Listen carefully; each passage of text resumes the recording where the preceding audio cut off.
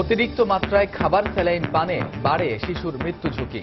মস্তিষ্কে রক্তক্ষরণ ও শরীরে খিঁচুনি হয়ে মারা যায় 40 ভাগেরও বেশি শিশু। গ্রামের ডাক্তারে বলছে যে স্যালাইন খাওয়ান, স্যালাইন খাওয়ানোর পরবর্তী বাচ্চা অনেক পিপাসা, যত পরিমাণ খাইতে চাই তত প্রচুর পরিমাণ খাওয়াইছে। সোডিয়াম লেভেল 170-এর বেশি থাকে, তাদের প্রতি 100 জনে 37 জন মারা যায়। বারবার খাওয়ানোর ক্ষেত্রে চিকিৎসকের পরামর্শ নেয়ার তাগিদ। অবস্থার অবনতি ঘটলে বারবার খাওয়াইলে যে সে ইমপ্রুভ করবে সেটা না। দেখছিলেন বিশেষ শিরোনাম। দুপুরের সময় সঙ্গে আছি আমি কামরুজ্জামান মামুন এবং আমি ফারজানা মোমো। এবারে অন্যান্য শীর্ষ সংবাদ। স্বাধীনতার পর থেকেই বাংলাদেশকে ঋণের জালে জড়াতে চেয়েছে বিশ্বব্যাংক। বলছেন অর্থনীতিবিদরা, সময় এসেছে ঘুরে দাঁড়ানোর। মন্তব্য অর্থ প্রতিমন্ত্রী। খেলাধুলার মাধ্যমে জঙ্গিবাদ থেকে দূরে রাখতে হবে যুব সমাজকে। রোলবল বিশ্বকাপের সমাপনীতে প্রধানমন্ত্রী। জমকালো আয়োজনের মধ্য দিয়ে শেষ হল চতুর্থ আসর।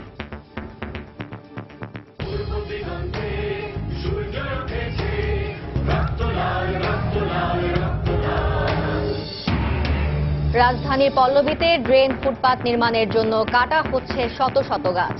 মারাত্মক পরিবেশ বিপর্যয়ের আশঙ্কা। বিকল্প উপায়ে উন্নয়ন কাজের দাবি স্থানীয়দের। বড় মৌসুমের শুরুতেই পানির অভাবে ধুধু বালুচর তিস্তা ব্যারেজ অঞ্চল। সেচ দেওয়া যাচ্ছে না অনেক এলাকায়। চুক্তি কার্যকরে দ্রুত ব্যবস্থা নেয়ার তাগিদ। এবং যুক্তরাষ্ট্রের নিউ ইয়র্কের ব্রঙ্কসে অজ্ঞাত ব্যক্তির ছুরিকাঘাতে বাংলাদেশি আবাসন ব্যবসায়ী নিহত। তার বাড়ি সিলেটের ফেঞ্চুগঞ্জে।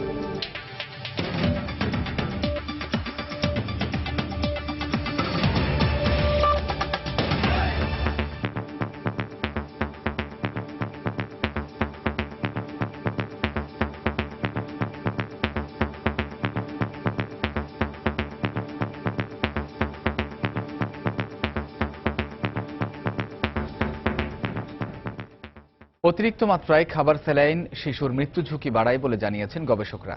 তাদের মতে ডায়রিয়াজনিত পানিশূন্যতা দূর করতে দেয়া ওরাল স্যালাইন বেশি পরিমাণে খাওয়ালে রক্তে লবণের পরিমাণ বেড়ে যায়। বয়স্করা এই পরিস্থিতি সামাল দিতে পারলেও মস্তিষ্কে রক্তক্ষরণ ও শরীরে খিঁচুনি হয়ে 40%-এরও বেশি শিশু মারা যায়।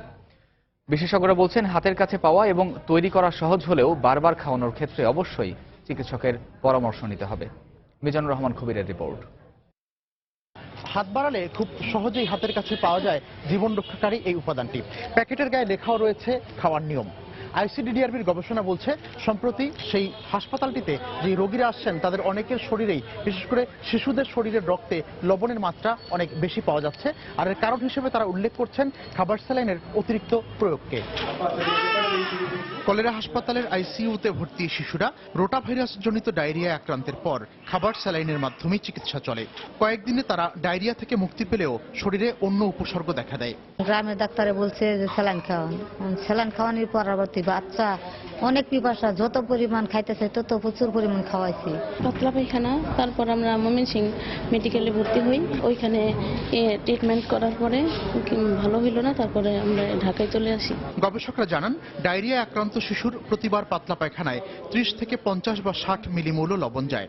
চিকিৎসা নিতে গিয়ে ঘাটতির তুলনায় অতিরিক্ত লবণ সরবরাহ করা হলে রোগীর কোষে ভাঙন শুরু হয়ে রক্তক্ষরণ হয়।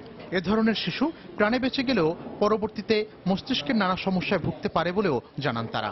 কোষের ভিতরে টোটাল পানি শূন্যতা হয়, তখন হয় কি আস্তে আস্তে কোষ ভাঙতে থাকে। ভাঙলে সেক্ষেত্রে রক্তপাত হয়, তখন ব্রেন হেমোরেজ হয়। সোডিয়াম লেভেল 170-এর বেশি থাকে, তাদের প্রতি 100 জনে 37 জন মারা যায়। যাদের খিঁচুনি হয় তাদের মৃত্যু হার আরো বেশি হয়। ঘাম বা অন্য কারণে পানির ঘাটতি না হলে শিশুর শরীরের ওজন যত কেজি, প্রতিবার ঠিক তত চামচ স্যালাইন খাওয়ানোর পরামর্শ চিকিৎসকদের।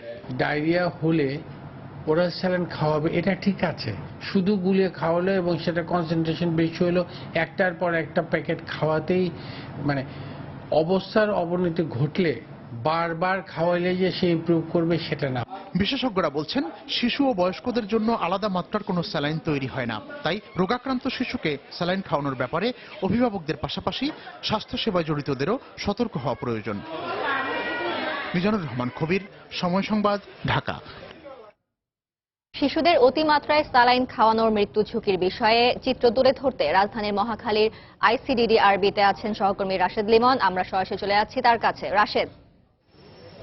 মোমো আসলে ডায়রিয়ার যে কোনো লক্ষণ কিংবা পেটের পীড়া দেখা দিলেই কিন্তু দেখি আমরা সাধারণত সবাই এই বিষয়ে সচেতন যে কোনো ধরনের স্যালাইন খাওয়ানোর বিষয়টি, কিন্তু আমরা এই স্যালাইন আসলে কি পরিমাণে খাওয়াতে হবে বা কিংবা স্যালাইনের অতিরিক্ত খেলে যে আসলে কি ধরনের ক্ষতি হতে পারে এর কিন্তু এই ধরনের কিন্তু যে এই বিষয়টি সম্বন্ধে কিন্তু সাধারণ মানুষের ধারণা একটু কম, যে বিষয়গুলো আমরা কোভিডের রিপোর্টটিতে আসলে দেখেছি। এবং আমি মাত্র রয়েছি মহাখালীর আইসিডিডিআরবি যে কলেরা হাসপাতাল রয়েছে সেখানে, এবং এখানে দেখতে পাচ্ছেন যে অপেক্ষমান অনেক রোগীর যারা দর্শনার্থী রয়েছেন বা স্বজনরা রয়েছেন তারা কিন্তু এখানে অপেক্ষা করছেন, এবং এদের সঙ্গে যদি একটু কথা বলি তাই একটু বিষয়গুলো যদি একটু জানেন। আপনার এখানে কে আছেন?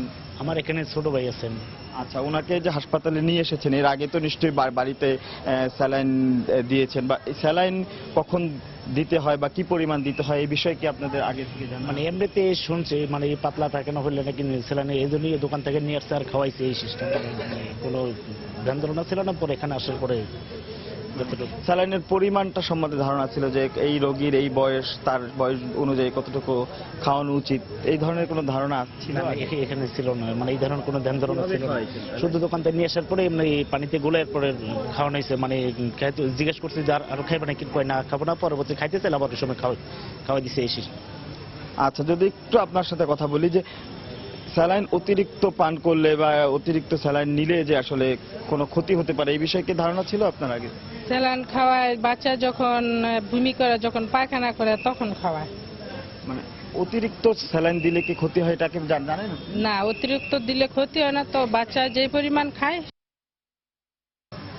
আসলে মোমো দেখছিলেন যেভাবে বিষয়গুলো যে আসলে এরা সাধারণ মানুষ যেগুলো বা যারা স্যালাইন যে এই ধরনের সমস্যা হলে খাইয়ে থাকেন তাদেরও কিন্তু বিষয়গুলো এইগুলোই উঠে আসে যে যতক্ষণ পর্যন্ত রোগী আসলে খেতে ইচ্ছা করে, যতক্ষণ পর্যন্ত খায় স্যালাইন আসলে ততক্ষণ পর্যন্তই তারা আসলে দিতে থাকে। সেক্ষেত্রে বয়স ভেদে ছোট বড় সবার ক্ষেত্রে কিন্তু এই বিষয়গুলো হয়, এবং যার ফলে কিন্তু যে পরবর্তীতে যে অতিরিক্ত স্যালাইনের ফলে যে লবণের কারণে ক্ষতি, সেই ক্ষতিগুলো হয় এবং তাদের আসলে এই সম্বন্ধে পরবর্তীতে ধারণা হয় আসলে পরবর্তীতে আবার যখন ভুক্তভোগী হয় তখন, এর আগে না। তো সাধারণ মানুষ এবং আইসিডিডিআরবির আমরা যে এখানে চিকিৎসকদের সঙ্গে কথা বলেছি তারা যেটি বলেছেন যে এই ব্যাপারে আসলে মূলত এই বিষয়টি নিয়ে একটু আরেকটু সচেতনতা বাড়ালে এই সমস্যা থেকে আসলে দ্রুত একটি উত্তরণের উপায় বের হবে বলে তারা মনে করছেন। তো এই ছিল এখনকার মতো এই আইসিডিডি হাসপাতাল থেকে আমার কাছ থেকে মোমো সব শেষ। দর্শক, শিশুদের অতিমাত্রায় স্যালাইন খাওয়ানোর মৃত্যু ঝুঁকির বিষয়ে এতক্ষণ মহাখালীর আইসিডিডিআরবি থেকে আমাদের সাথে যোগ দিয়েছিলেন রাশেদ লিমন। প্রধানমন্ত্রী শেখ হাসিনা বলেছেন যুব সমাজকে সন্ত্রাস ও জঙ্গিবাদ থেকে খেলাধুলা ও সাংস্কৃতিক কর্মকাণ্ডের মাধ্যমে দূরে রাখা সম্ভব। তাই ক্রীড়া ক্ষেত্রে নানা পদক্ষেপ নিয়েছে বর্তমান সরকার। সকালে রাজধানীর পল্টনের শেখ রাসেল রোলার স্কেটিং কমপ্লেক্সে চতুর্থ রোলবল বিশ্বকাপের সমাপনী অনুষ্ঠানে বক্তব্য রাখেন প্রধানমন্ত্রী। খেলাধুলার উন্নয়নে পদ্মা সেতু প্রকল্প এলাকায় ক্রীড়াপল্লী গড়ে তোলার ঘোষণা দেন তিনি। পরে জমকালো অনুষ্ঠানের মধ্য দিয়ে পর্দা নামে 2017 রোলবল বিশ্বকাপ আয়োজনের।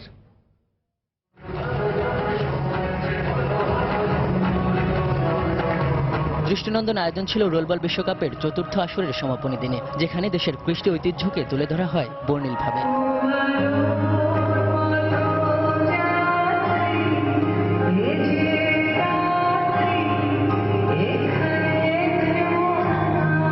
প্রধানমন্ত্রী শেখ হাসিনার উপস্থিতিতে আন্তর্জাতিক আয়োজনে দেশের গান পরিবেশন করেন শিল্পীরা। বক্তৃতায় প্রধানমন্ত্রী অংশগ্রহণকারী প্রতিটি দেশকে ধন্যবাদ জানান। দেশ ক্রীড়াক্ষেত্রে দ্রুতই এগিয়ে যাচ্ছে উল্লেখ করে তিনি বলেন, সন্ত্রাস ও জঙ্গিবাদ থেকে যুব সমাজকে দূরে রাখতে খেলাধুলা ও সংস্কৃতি কর্মকাণ্ডের বিকল্প নেই। আমাদের যুব সমাজকে যে কোনো ধরনের সন্ত্রাসবাদ, জঙ্গিবাদ বা মাদকাসক্তি থেকে দূরে রাখতে হবে। আর সেটা করতে গেলে খেলাধুলা, সংস্কৃতি চর্চা একান্তভাবে জরুরি, আর সেই পদক্ষেপই আমরা নিয়ে যাচ্ছি। খেলাধুলার উন্নয়নে পদ্মা সেতু প্রকল্প এলাকায় ক্রীড়াপল্লী গড়ে তোলার পাশাপাশি ক্রীড়া কমপ্লেক্সও নির্মাণের ঘোষণা দেন প্রধানমন্ত্রী। আমাদের লক্ষ্যটা হচ্ছে এই ক্রীড়া ক্ষেত্রে প্রশিক্ষণকে আমরা গুরুত্ব দিচ্ছি। আমরা ক্রীড়া শিক্ষা প্রশিক্ষণ, বিশেষায়িত ক্রীড়া শিক্ষা প্রশিক্ষণ ও ক্রীড়া ক্ষেত্রে উন্নয়নের সামগ্রিক পদক্ষেপ আমরা ধীরে ধীরে নিচ্ছি এবং এটার উপর আরও আমরা জোর দেব। আর আমাদের যেখানে পদ্মা সেতু তৈরি হচ্ছে সেই পদ্মা চরেই আমরা একটা ভালো উন্নত মানের ক্রীড়া পল্লী তৈরি করব, যেখানে বিভিন্ন ধরনের খেলাধুলা প্রতিযোগিতা এবং প্রশিক্ষণের সুযোগ সৃষ্টি হবে। বিজয়ীদের হাতে পুরস্কার তুলে দেন প্রধানমন্ত্রী শেখ হাসিনা। আজহার লিমন, সময় সংবাদ, ঢাকা। বিগত কয়েক মাসে আইন শৃঙ্খলা পরিস্থিতির উন্নতি হয়েছে উল্লেখ করে আইন শৃঙ্খলা সংক্রান্ত মন্ত্রিসভা কমিটির সভাপতি ও শিল্পমন্ত্রী আমির হোসেন আমু বলেছেন, জঙ্গিবাদ আইন শৃঙ্খলা বাহিনীর সম্পূর্ণ নিয়ন্ত্রণে রয়েছে। সচিবালয়ের স্বরাষ্ট্র মন্ত্রণালয়ে আইন শৃঙ্খলা সংক্রান্ত মন্ত্রিসভা কমিটির 15তম বৈঠক শেষে তিনি একথা বলেন। সকালে স্বরাষ্ট্র মন্ত্রণালয়ের সভাকক্ষে এ বৈঠক হয়। শিল্পমন্ত্রী আমির হোসেন আমুর সভাপতিত্বে বাণিজ্য মন্ত্রী, স্বরাষ্ট্রমন্ত্রী, নৌ পরিবহন মন্ত্রী ও পানি সম্পদ মন্ত্রী সহ কমিটির সদস্যরা উপস্থিত ছিলেন। এছাড়া পুলিশ, র্যাব সহ বিভিন্ন আইন শৃঙ্খলা বাহিনীর উচ্চপদস্থ কর্মকর্তারা বৈঠকে অংশ নেন। সভায় জঙ্গিবাদ, সন্ত্রাস ও মাদক নিয়ন্ত্রণ নিয়ে পর্যালোচনা করা হয়। বৈঠক শেষে শিল্পমন্ত্রী আমির হোসেন আমু বলেন, যেসব শিক্ষার্থী দীর্ঘদিন ধরে শিক্ষা প্রতিষ্ঠানে অনুপস্থিত তাদের বিষয়ে তদন্ত চলছে। জঙ্গিবাদ যেটা মূল বার্নিং ইস্যু ছিল, সেটা সম্পূর্ণভাবে আমাদের আইন শৃঙ্খলার বাহিনীর নিয়ন্ত্রণে রয়েছে। তারপরেও আমাদের বিভিন্ন স্কুল কলেজের যারা অনির্ধারিতভাবে দীর্ঘদিন অ্যাবসেন্ট, সেটা এখনো তদন্তাধীন আছে এবং সেদিকে নজরদারি রাখা হচ্ছে। আইন শৃঙ্খলা পরিস্থিতি আমরা আগের যে তুলনামূলক অন্যান্য মাসের চেয়ে এই কয়েক মাসে অনেক উন্নতি লাভ করেছে। মাদকদ্রব্য উদ্ধারের পাশাপাশি 6,806টি মামলার মাধ্যমে 8,561 জনকে গ্রেপ্তার করা হয়। স্বাধীনতার পর থেকে দেশের অর্থনৈতিক ও অবকাঠামো উন্নয়নের অংশীদার প্রতিষ্ঠান বিশ্বব্যাংক। যমুনা নদীর ওপর বঙ্গবন্ধু সেতু নির্মাণ প্রকল্পকে যেমন সর্বাধিক সফল প্রকল্প হিসেবে দেখায় বিশ্বব্যাংক, তেমনি পদ্মা সেতু প্রশ্নে প্রতিষ্ঠানটির ভূমিকাও ছিল প্রশ্নবিদ্ধ। মাঝে বিভিন্ন সরকারের সময়কালে ঋণের সঙ্গে বিভিন্ন শর্তের বেড়াজাল বাংলাদেশের সঙ্গে সম্পর্কের পারদে ঘটিয়েছে ওঠানামা। কেমন ছিল বাংলাদেশের অগ্রযাত্রায় বিশ্বব্যাংকের ভূমিকা, তারই উত্তর খুঁজেছেন সহকর্মী সাজিদ রাজু। স্বাধীনতার পর যুদ্ধবিধ্বস্ত পটভূমি থেকেই বাংলাদেশের উন্নয়ন অংশীদার বিশ্বব্যাংক। এ পর্যন্ত সংস্থাটি থেকে প্রায় $24 বিলিয়ন ঋণ সহায়তা পেয়েছে বাংলাদেশ। অর্থনীতিবিদরা বলছেন, বঙ্গবন্ধু সরকারের সাথে সম্পর্ক খুব একটা মধুর ছিল না বিশ্বব্যাংকের। তবে জিয়া ও এরশাদ আমলে সরকারি প্রতিষ্ঠানের বেসরকারীকরণ সহ নানা শর্তে বিশ্বব্যাংকের ঋণের জালে জড়ায় বাংলাদেশ। তখন থেকেই সফট লোনের নামে স্বাধীন রাষ্ট্রের জন্য অপমানজনক নীতি কাঠামো সংস্কারের নানা প্রেসক্রিপশন দিয়েছে পশ্চিমা ঋণদাতা প্রতিষ্ঠানটি।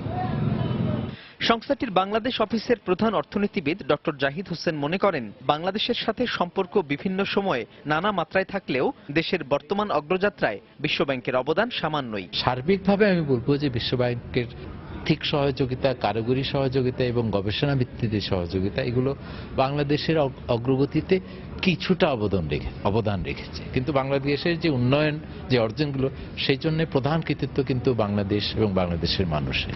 90-এর দশকে পোশাক খাতের বিপুল অগ্রযাত্রা ও রেমিটেন্সের শক্ত ভিত্তি পেয়ে ঘুরে দাঁড়াতে শুরু করে দেশের অর্থনীতি। সেই সঙ্গে শুরু হয় এই প্রতিষ্ঠানের সঙ্গে সম্পর্কের পুনর্মূল্যায়ন। সামগ্রিক দিক বিবেচনায় অর্থনীতির অগ্রযাত্রায় বিশ্বব্যাংকের ভূমিকাকে নেতিবাচক বলে মনে করেন ঢাকা বিশ্ববিদ্যালয়ের এই অধ্যাপক। আমাদের স্বাধীনতার নীতিগত গতিমুখ সেখান থেকে আমাদেরকে সরিয়ে আনার জন্য চেষ্টা করা, তাতে তারা সফল হয়েছে। কিন্তু সেই সফলতার ফলে যেই উন্নতির প্রতিশ্রুতি তারা দিয়েছিল, সেটা না হয়ে আমরা আরো জটিল সমস্যার মধ্যে পড়েছি। অর্থ প্রতিমন্ত্রীর মতে, নানা সময়ে বিশ্বব্যাংক তাদের শর্তের জালে বাংলাদেশকে আবদ্ধ করতে চেয়েছে ঠিকই, তবে এখন সময় এসেছে ঘুরে দাঁড়ানোর। তাদের দৃষ্টিভঙ্গি অন্য রকমের, সুতরাং অনেক সময় আমাদের সঙ্গে ম্যাচ হয় না। আই এম নট সেইং যে তারা আমাদের বন্ধু নয়, অবশ্যই বন্ধু, সে বলবে ভালো উদ্দেশ্যেই বলছে, কিন্তু আমার পেটের ব্যথা আমি জানি কোন জায়গায় ব্যথাটা হচ্ছে।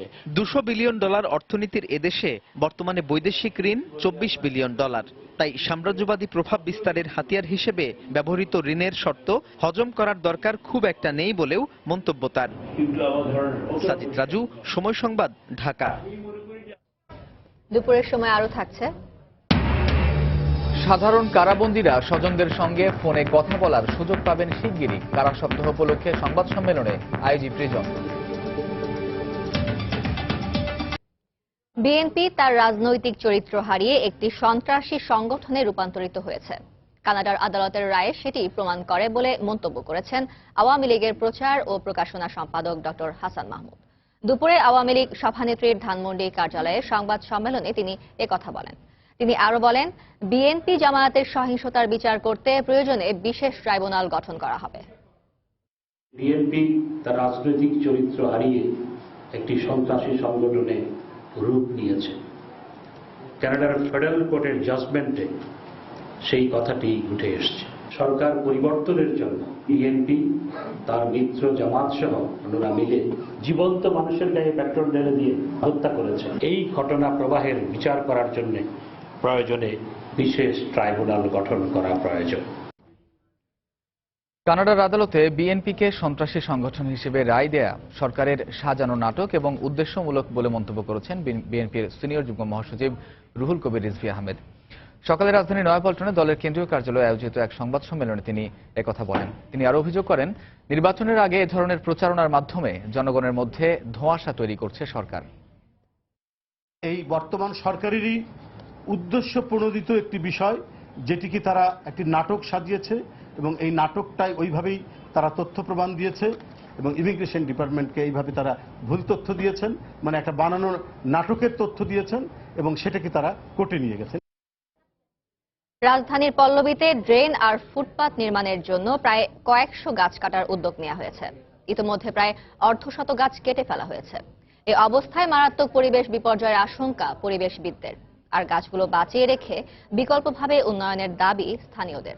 তবে এই বিষয়ে একাধিকবার চেষ্টা করেও সিটি কর্পোরেশনের কোনো বক্তব্য পাওয়া যায়নি। বিস্তারিত জুনায়েদ আল হাবিবের রিপোর্টে। কংক্রিটের জঞ্জালে আবৃত ঢাকায় যেদিকে চোখ যায় শুধুই ইট পাথরের উঁচু নিচু অগোছালো ভবনের ছবি। নগরীর এই বিশাল জমিনে খুব একটা জায়গা হয়নি প্রকৃতির অন্যতম উপাদান বৃক্ষের। শহরটিতে যে সামান্য সংখ্যক গাছ দেখা যায় তার উপরও নিত্য চলে অত্যাচার। সম্প্রতি এমন দৃশ্যই দেখা গেল রাজধানীর পল্লবী এলাকায়, যেখানে ফুটপাত আর ড্রেন নির্মাণের জন্য কয়েকশো গাছ কাটার উদ্যোগ নেওয়া হয়েছে। ইতোমধ্যে প্রায় অর্ধশত গাছ কেটে ফেলেছে ঠিকাদারি প্রতিষ্ঠান MBEL। প্রতিষ্ঠানটির কর্মকর্তা জানালেন, সিটি কর্পোরেশনের অনুমতি নিয়েই তারা এই কাজ করছেন। এরকম 14টি সড়কেই নাকি চলবে এমন গাছ নিধন। এলাকার মধ্যে যে সকল গাছ পড়বে যদি না কাটে, তাহলে ধরেন আমরা রাস্তা ড্রেন করতে পারবো না বা ফুটপাত করতে পারবো না। স্থানীয়রা বলছেন, যে গাছ মানুষকে বেঁচে থাকতে সহায়তা করে উন্নয়নের নামে এভাবে তা কেটে ফেলা কোনোভাবেই গ্রহণযোগ্য নয়। ঢাকা যে এখন আমরা বসবাস করতেছি, এটা থাকার মতো আর নাই। ঢাকাতে এখন পালাতে হবে। এই ধরনের রাস্তার জন্য আমাদের এই ফুটপাত যে খুব বেশি জরুরি সেটা না। জীবন বাঁচানোর জন্য আমি মনে করি গাছ অবশ্যই জরুরি, আর থাকা উচিত এবং লাগানো উচিত, আর কেটে তো ফেলা উচিতই না। গাছ তো এত তাড়াতাড়ি বড় হয় না। উন্নয়ন তো আমরা এক পাশ থেকে রেখে আরেক পাশেও করতে পারি। ইট পাথরের নগরীতে যেখানে সবুজের দেখা মেলা দুষ্কর, সেখানে উন্নয়নের নামে এভাবে গাছ কেটে ফেলা নিয়ে প্রশ্ন তুলেছেন পরিবেশবিদরা। তারা বলছেন, এভাবে চলতে থাকলে বিশ্বের বসবাস অনুপযোগী শহরের তালিকার 2 নম্বরে থাকা এই শহর অদূর ভবিষ্যতে বসবাসের উপযোগিতা হারাবে। এটা কিছুতেই গ্রহণযোগ্য হতে পারে না। তারা যে গ্রিন ঢাকার প্রতিশ্রুতি দিয়েছিল, সেটা বরং রক্ষাই হচ্ছে না, বরং তারা অনেক ক্ষেত্রে এটা উল্টা কাজও করতেছে। পরিবেশের উন্নয়নের স্বার্থে আমাদের এই গাছগুলোকে রাইখা আমাদের উন্নয়নমূলক কাজগুলো করতে হবে। এ বিষয়ে একাধিকবার চেষ্টা করেও সিটি কর্পোরেশনের কোনো বক্তব্য পাওয়া যায়নি। ক্যামেরার বাইরে প্রধান নির্বাহী জানালেন, ড্রেন নির্মাণের প্রয়োজনে 2-1টি গাছ কাটা হচ্ছে।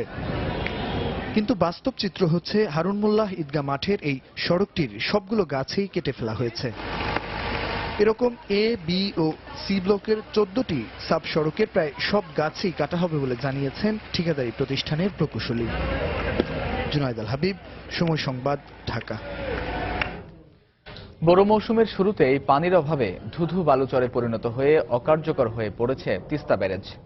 এতে করে এই অঞ্চলের কৃষক এবং জেলেরা বেকার হয়ে পড়ার পাশাপাশি জীববৈচিত্র্যেও দেখা দিয়েছে মারাত্মক প্রভাব। পানি উন্নয়ন বোর্ড পাউবো বলছে, গত বছরের মতো এবারও 8000 হেক্টর জমিতে সেচ দেওয়ার লক্ষ্যমাত্রা নির্ধারণ করা হয়েছে। আর বিশেষজ্ঞরা বলছেন, পানি চুক্তির অভাবে এ অঞ্চল ক্রমেই মরুকরণ হতে চলেছে। শাকিল মাহমুদের ক্যামেরায় মানিক সরকারের রিপোর্ট। তিস্তা চুক্তির অভাবে দেশের বৃহত্তম সেচ প্রকল্প তিস্তা ব্যারেজ এখন কার্যত অচল হয়ে পড়েছে। 3 জেলায় সেচ সুবিধা দেওয়ার কথা থাকলেও পানির অভাবে এবার শুধুমাত্র নীলফামারী জেলার 4টি উপজেলায় 8000 হেক্টর জমিতে সেচ সুবিধা দেওয়ার লক্ষ্যমাত্রা নিয়ে কাজ শুরু করেছে পাউবো কর্তৃপক্ষ। এতে করে সেচ নির্ভর এই অঞ্চলের কৃষকদের মাঝে নেমে এসেছে হতাশা। জমির পাশে ক্যানেল থাকলেও পাচ্ছেন না পানি, ফলে বাধ্য হয়ে শ্যালো মেশিনে সেচ দিতে হচ্ছে। এতে উৎপাদন খরচ বেড়ে যাচ্ছে। আমাদের প্রচুর পানির দরকার, কেন আমি পানির অভাবে তো মনে করো ধান গাছতে পারছি না। পানি তো নাই, এখন গেছে ফাটি, কারণ এখন শ্যালো দিয়ে পানি দিয়ে নেবে, শ্যালো দিয়ে পানি না দিলে তো আবাদ হওয়ার নাই। একজনের জমি যদি সেচ দিয়ে আবাদ করা যায় কমপক্ষে 4,000 টাকা লাগে, আর ক্যালেন দিয়ে আবাদ করা গেলে 400-500 টাকাতে হয়ে যায়। 1 লিটার তেলের দাম 70 টাকা, আমরা কিভাবে বোরিং করিয়ে আমরা করব, পানি দেব গরিব লোকেরা? সকাল থেকে জাল নিয়ে ঘুরতেছি, মাছ মারতে পারি না, পানি নেই, মাছ কোথায় থাকে। বিশেষজ্ঞরা বলছেন উত্তরাঞ্চলের খাদ্য নিরাপত্তা বলয়কে রক্ষা করতে দ্রুত তিস্তা চুক্তি কার্যকর করে কৃষক এবং কৃষিকে বাঁচাতে হবে। তিস্তায় যদি পানি না থাকে শেষ হয়ে যাচ্ছে, আমাদের নদীর জীববৈচিত্র্য শেষ হয়ে যাচ্ছে, মাছ শেষ হয়ে যাচ্ছে, পাশাপাশি আমাদের এই এলাকার জলবায়ু সে জলবায়ুর একটা ব্যাপক পরিবর্তন হচ্ছে। পানির এই সমস্যাগুলো দূর করার জন্য তিস্তা চুক্তির আবশ্যকতার কথা জানিয়ে পাউবোর এই প্রকৌশলীও বলছেন চুক্তি হলেই পুরোপুরি সেচ প্রদানের লক্ষ্যমাত্রা পূরণ করা সম্ভব। পানি চুক্তি হলে আমরা যে পরিমাণ পানি পাবো সেই পরিমাণ টার্গেট দিতে পারবো, তাহলে সেক্ষেত্রে হয়তো কৃষকরা আগের থেকেই জানবে যে আমরা পানি দিতে পারতেছি, সেক্ষেত্রে আপনার ইরিগেবল এরিয়া বেড়ে যাবে। তিস্তা ব্যারেজ প্রকল্পের প্রথম পর্যায়ে রংপুর, দিনাজপুর এবং নীলফামারী জেলার 1,11,000 হেক্টর জমিতে সেচ সুবিধা দেওয়ার লক্ষ্য নিয়ে 1990 সালে তিস্তা ব্যারেজ প্রকল্পের যাত্রা শুরু হয়। মানিক সরকার, সময় সংবাদ, রংপুর। দেখছেন দুপুরের সময়। দুরন্ত বাইসাইকেল, উড়ে চলো দুরন্ত গতিতে। রক্তে কেনা বাংলা ভাষা আজ সর্বত্র অবহেলিত, যার একটি উদাহরণ রাস্তাঘাট, অফিস আদালত, দোকানের বিলবোর্ড, সাইনবোর্ড থেকে শুরু করে ব্লগ, ফেসবুক সবখানে ভুল বানানের ছড়াছড়ি। এই অবস্থায় মানুষের মাঝে সচেতনতা সৃষ্টিতে সিলেট বিশ্ববিদ্যালয়ের শিক্ষার্থীদের সংগঠন কাকতাড়ুয়া নিয়েছে ব্যতিক্রমী কর্মসূচি। দিগেন সিংহের ছবিতে আব্দুল আহাদের রিপোর্ট। রংতুলি হাতে কাকতাড়ুয়ার ছেলেমেয়েরা ঘুরছে দোকানে দোকানে। একটি খাবারের দোকানের সাইনবোর্ডে টানানো নগর রেস্টুরেন্ট, কিন্তু রেস্টুরেন্ট বানানে দন্তস্বর জায়গায় লেখা মূর্ধন্য ষ। আর ধূপছায়া কাপড়ের দোকানের বিশাল সাইনবোর্ডে পোশাক বানানে তালব্যস্বর জায়গায়ও বসানো হয়েছে মূর্ধন্য ষ। আর দোকানের সামনে সবচেয়ে বেশি ভুল স্টোর বানানে, সব জায়গায় স্টোর লেখা মূর্ধন্য ষ দিয়ে। ভুল দেখা যায় বিশ্বস্ত, তৈরি, ফার্নিচার, ফার্মেসি, স্টুডিও, কর্নার, বিদ্যা, শ্রেষ্ঠ, শ্রদ্ধাঞ্জলি, পুষ্প কিংবা পোস্টার বানানেও। ব্যবসায়ীদের সম্মতি নিয়ে ভুলগুলো নিজের খরচে রংতুলি দিয়ে শুদ্ধ করে দিচ্ছেন শিক্ষার্থীরা। ভুল শুধরে দেয়ায় ব্যবসায়ীরাও সাধুবাদ জানান তাদের। আমি তো আগে জানতাম না এটা ভুল, তো এখন ওরা বলায় আমি বলছি চেঞ্জ করার জন্য। ব্যবসায়ী মাইন্ডে আসে, এখানে আবার যাই, চেঞ্জ হলে মোস্ট ওয়েলকাম। লেখা নিখুঁত হবে না এই অজুহাতে যেসব ব্যবসায়ী বানান শুদ্ধ করতে দেয়নি, তারা দ্রুত সময়ের মধ্যে সাইনবোর্ডগুলো পরিবর্তনের আশ্বাস দেন। তারা বললো যে ওইটা এডিট করবে, আমি বললাম যে এটা তো ডিজিটাল ব্যানার, আমরা আসলে এডিট করে নিব আমরা নিজেরাই। সচেতন হওয়ার জন্য আমি প্রত্যেকটি নাগরিকের প্রতি আহ্বান জানাচ্ছি যেন তারা নিজেরাই উদ্যোগ নিয়ে ডিকশনারি ফলো করে বা একজন জ্ঞানী লোককে জিজ্ঞেস করে বানানটা সম্পর্কে অবগত হয়ে তারপর যেন এগুলা ব্যবহার করে। 21শে ফেব্রুয়ারি শহীদ মিনারে ফুল দিতে গিয়ে শ্রদ্ধাঞ্জলি ও পুষ্পস্তবক লেখায় ভুল দেখে বানান শুদ্ধির বিষয়টি মাথায় আসে আয়োজকদের। শহীদ মিনার যে বানানটা লেখা থাকে সেখানে দেখলাম অনেক ভুল, সেই ভুল থেকেই মূলত আমাদের ভুলটা যখন দেখলাম তখন খুব কষ্ট লাগলো আর কি, সেই কষ্ট থেকে আমরা কাজটা করছি। মূর্ধন্য দিয়ে আগে করে ফেলছে, এখন আবার আমরা এগুলো ঠিক করে মূর্ধন্যটাই বেশি ঠিক করা হয় আর কি। শুদ্ধ লিখতে হবে, জানতে হবে শুদ্ধ, এই কারণে সবাই শেষ পর্যন্ত সাড়া দিচ্ছে, ভালো সাড়া দিচ্ছে। সিলেট কৃষি বিশ্ববিদ্যালয় থেকে কাকতাড়ুয়া সংগঠনের আত্মপ্রকাশ হলেও বর্তমানে এই সংগঠনে যোগ দিয়েছে শাহজালাল বিশ্ববিদ্যালয় সহ স্কুল, কলেজ ও বেসরকারি বিশ্ববিদ্যালয়ের শিক্ষার্থীরা।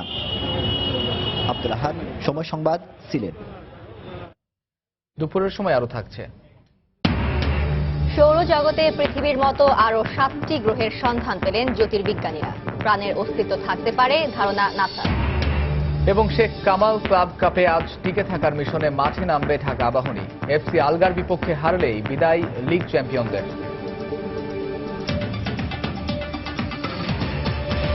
যুক্তরাষ্ট্রের নিউ ইয়র্কে বাড়ি ভাড়া নিয়ে দ্বন্দ্বের জেরে বাড়িওয়ালার ছুরিকাঘাতে এক বাংলাদেশি আবাসন ব্যবসায়ী নিহত হয়েছেন।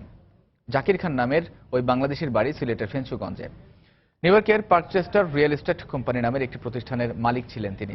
নিউ ইয়র্ক থেকে বিস্তারিত জানিয়েছেন শিহাবুদ্দিন কিসলু।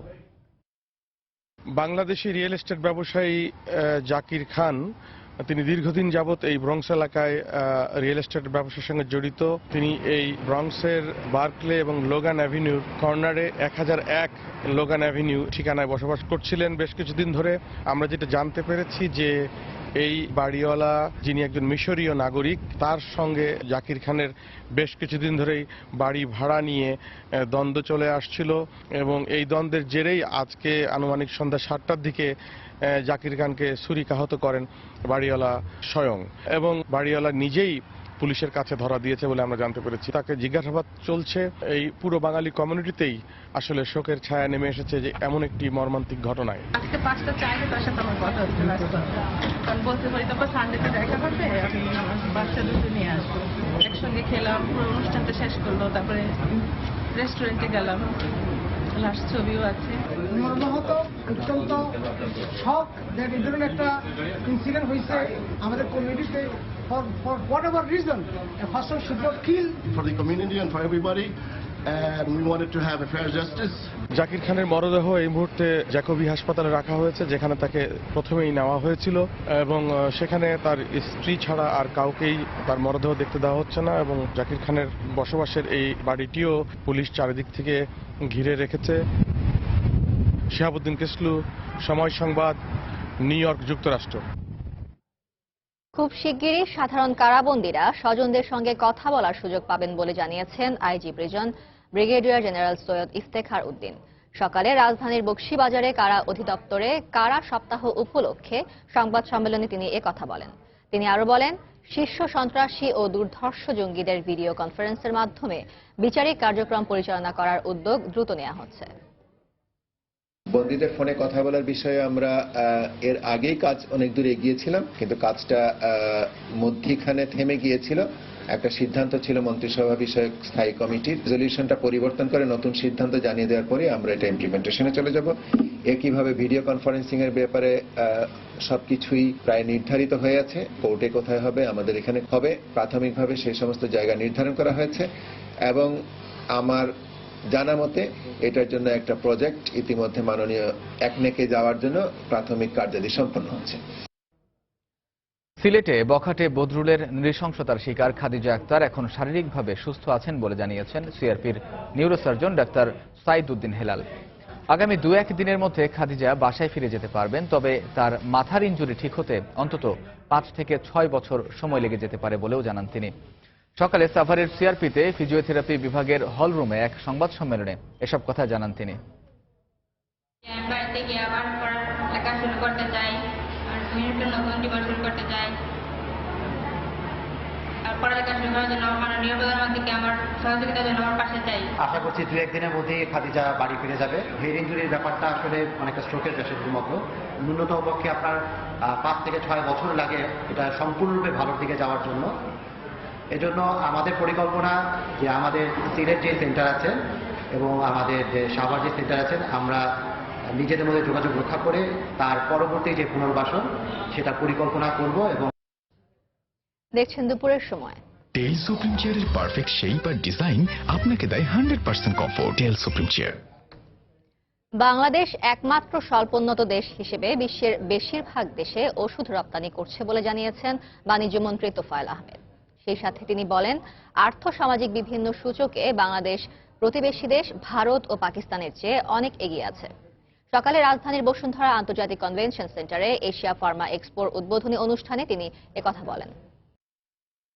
বাংলাদেশের উত্থান আন্তর্জাতিক বিশ্বে আজকে বিস্ময়কর। তার বড় প্রমাণ আমাদের এই ওষুধ শিল্প। 123টা দেশে আমরা ছোট করে হলেও আমরা ওষুধ রপ্তানি করি। এটা চারটিখানি কথা না। We are ahead of Pakistan in every sector so far social and economic sectors R concern. এমনকি কোনো কোনো ক্ষেত্রে আমরা ভারত থেকে এগিয়ে। সব ধরনের অনিয়ম ও দুর্নীতির ঊর্ধ্বে থেকে নিষ্ঠার সঙ্গে দায়িত্ব পালনের জন্য কাস্টমস কর্মকর্তা কর্মচারীদের প্রতি আহ্বান জানালেন জাতীয় রাজস্ব বোর্ডের চেয়ারম্যান নজিবুর রহমান। সকালে চট্টগ্রাম কাস্টমস হাউস পরিদর্শনে এসে কর্মকর্তাদের সঙ্গে বৈঠক করেন তিনি। ক্ষুদ্র যে ব্যক্তি স্বার্থ আছে, অতি মুনাফা বা হঠাৎ করে কোনো অসৎ কর্মচারীর হঠাৎ করে বড়লোক হয়ে যাওয়ার স্বপ্ন, এগুলাকে এখন সমাধিস্থ করতে হবে। এখনো বিভিন্ন ক্ষেত্রে ব্যত্যয় দেখছি, এই ব্যত্যয়গুলো আমরা চিত্রিত করেছি। এগুলা সব ধরনের দলিল প্রমাণ আছে। যত ধরনের স্টেক হোল্ডার আছেন সবাইকে আমরা সুযোগ দিব আজ থেকে তারা যাতে শুদ্ধ হয়ে চলেন। জনগণের কাছে অগ্রহণযোগ্য কোনো ব্যক্তিকে আগামী জাতীয় নির্বাচনে আওয়ামী লীগ থেকে মনোনয়ন দেয়া হবে না বলে জানিয়েছেন আওয়ামী লীগের সাধারণ সম্পাদক ওবায়দুল কাদের। দুপুরে কুমিল্লার চান্দিনা মহিলা কলেজ মাঠে সুধী সমাবেশে একথা বলেন তিনি। সংশোধন হয়ে যান আগামী নির্বাচনে জনগণের কাছে অগ্রহণযোগ্য কোন ব্যক্তি আওয়ামী লীগের মনোনয়ন পাবে। আওয়ামী লীগের মনোনয়ন তারাই পাবে যারা জনগণের কাছে গ্রহণযোগ্য ব্যক্তি। আগামী নির্বাচনে সব দল অংশ নেয়ার পরিবেশ তৈরিতে নির্বাচন কমিশনের পক্ষ থেকে সব ধরনের ব্যবস্থা নেওয়া হবে বলে জানিয়েছেন প্রধান নির্বাচন commissioner K M Nurul Huda. সকালে গোপালগঞ্জের টুঙ্গিপাড়ায় একথা বলেন তিনি। এর আগে বঙ্গবন্ধু শেখ মুজিবুর রহমানের সমাধিতে ফুল দিয়ে শ্রদ্ধা জানান তিনি। এ সময় নির্বাচন কমিশনাররা উপস্থিত ছিলেন। পরে প্রধান নির্বাচন কমিশনার বঙ্গবন্ধু ভবনে মন্তব্য বইতে সই করেন।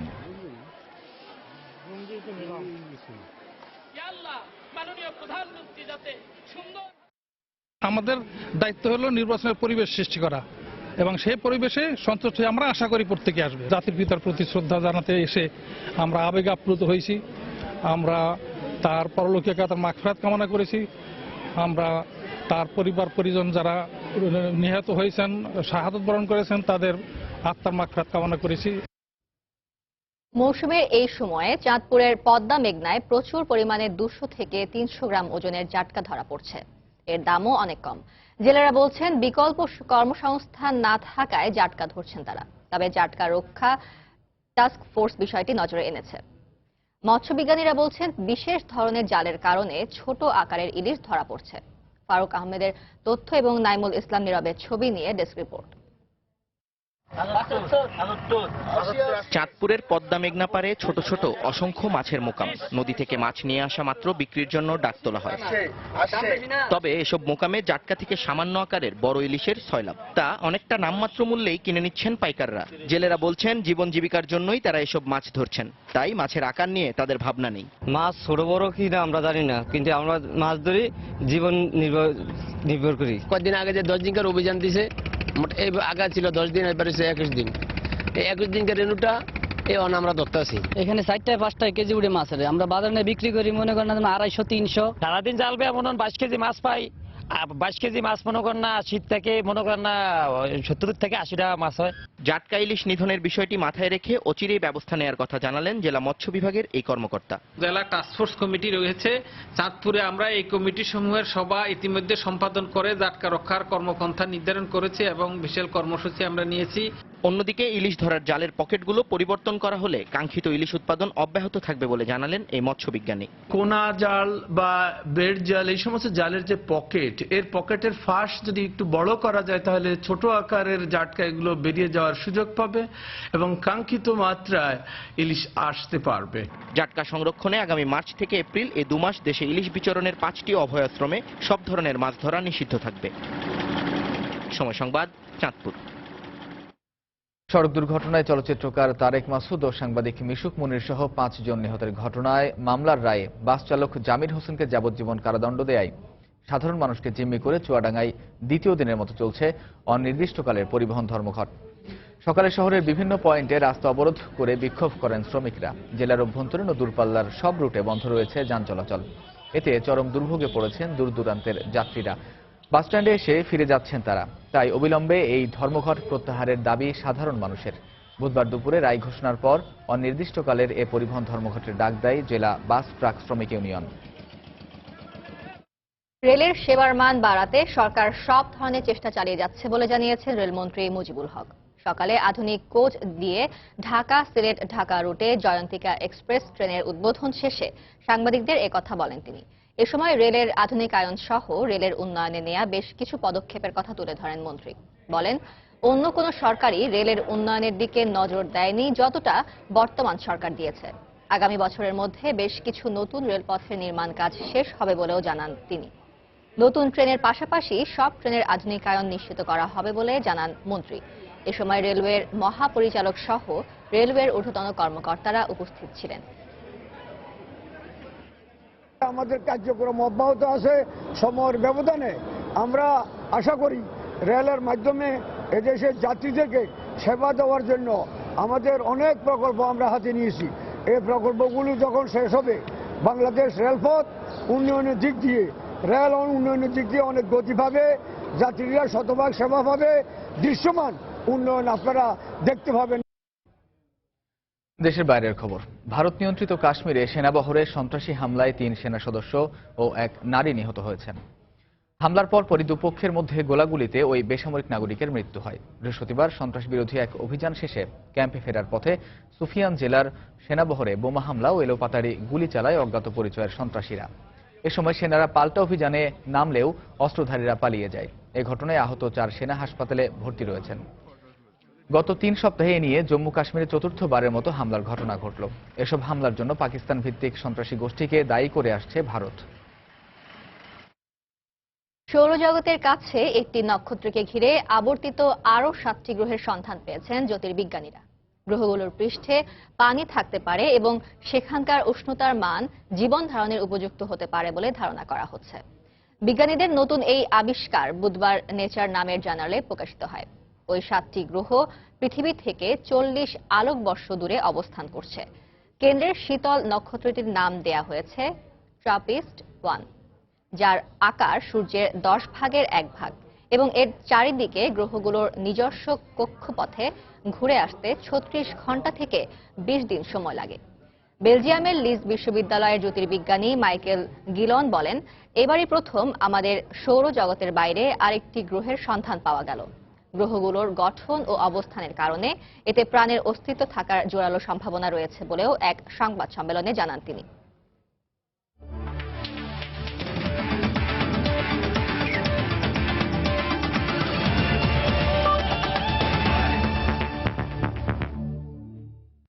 শেখ কামাল আন্তর্জাতিক ক্লাব কাপ টুর্নামেন্টের খবর। টুর্নামেন্টে টিকে থাকতে আজ বাঁচা মরার লড়াইয়ে নামছে ঢাকা আবাহনী লিমিটেড। গ্রুপ পর্বের শেষ ম্যাচে আজ তাদের প্রতিপক্ষ কিরগিজ ক্লাব এফসি আলগা। চট্টগ্রামের এম এ আজিজ স্টেডিয়ামে ম্যাচটি শুরু হবে সন্ধ্যা 7টায়। এবারের আসরে এখন পর্যন্ত জয়ের দেখা পায়নি বাংলাদেশ প্রিমিয়ার লিগের বর্তমান চ্যাম্পিয়নরা।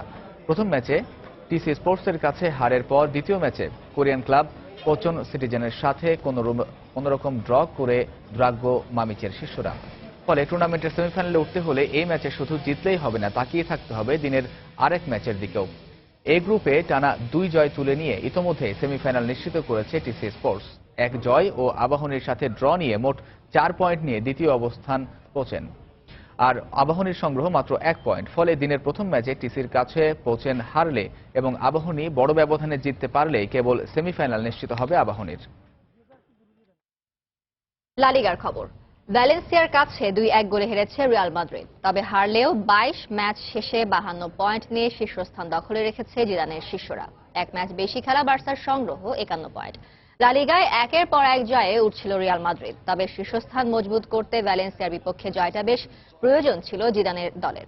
স্তাদিও মেস্তালায় শুরুতে আধিপত্য থাকলেও ধীরে ধীরে ভ্যালেন্সিয়ার আক্রমণের কাছে কোণঠাসা হয়ে পড়ে রিয়াল মাদ্রিদ। মাত্র 4 মিনিটে জাজার গোলে রিয়ালকে থমকে দেয় ভ্যালেন্সিয়া। বার্সা থেকে ধারে খেলতে আসা মুনির আল হাদ্দাদির ক্রসে গোল করেন এই ইতালিয়ান। এই গোলের রেশ কাটতে না কাটতেই আবারও ভ্যালেন্সিয়া ঝড়ে টালমাটাল হয়ে পড়ে জিদান শিষ্যরা। লুইস কার্লোসের পাসে চিলিয়ান অ্যারিয়েল ওরেলানা গোল করলে 2-0-তে এগিয়ে যায় ভ্যালেন্সিয়া। এরপর রদ্রিগেজ বেশ কয়েকবার গোলের সুযোগ পেলেও রিয়ালকে লিড উপহার দিতে পারেননি। অবশেষে 44 মিনিটে সফরকারীদের আত্মায় প্রাণ ফেরান ক্রিস্টিয়ানো রোনালদো। CR7-এর গোলে ব্যবধান 2-1 কমায় রিয়াল মাদ্রিদ। ম্যাচের শেষ আর গোল না হওয়ায় 2-1 গোলে হেরে ভ্যালেন্সিয়ার মাঠ ছাড়ে মাদ্রিদিস্তানরা।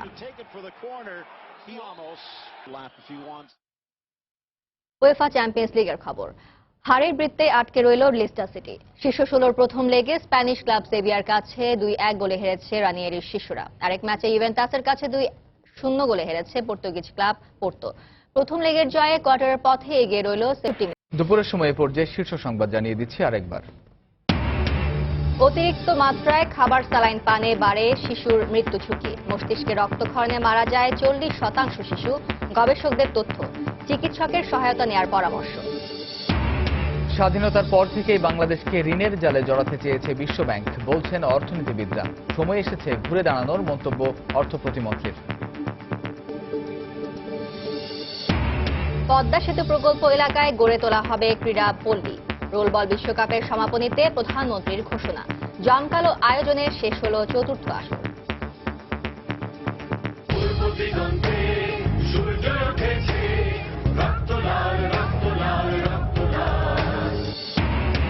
রাজধানীর পল্লবীতে ড্রেন, ফুটপাত নির্মাণের জন্য কাটা হচ্ছে শত শত গাছ। মারাত্মক পরিবেশ বিপর্যয়ের আশঙ্কা। বিকল্প উপায়ে উন্নয়ন কাজের দাবি স্থানীয়দের। এবং যুক্তরাষ্ট্রের নিউ ইয়র্কের ব্রঙ্কসে অজ্ঞাত ব্যক্তির ছুরিকাঘাতে বাংলাদেশি আবাসন ব্যবসায়ী নিহত। তার বাড়ি সিলেটের ফেঞ্চুগঞ্জে। এই ছিল দুপুরের সময়। যে কোনো খবর পেতে ভিজিট করুন সময় নিউজ.tv। সঙ্গে থাকুন সময়।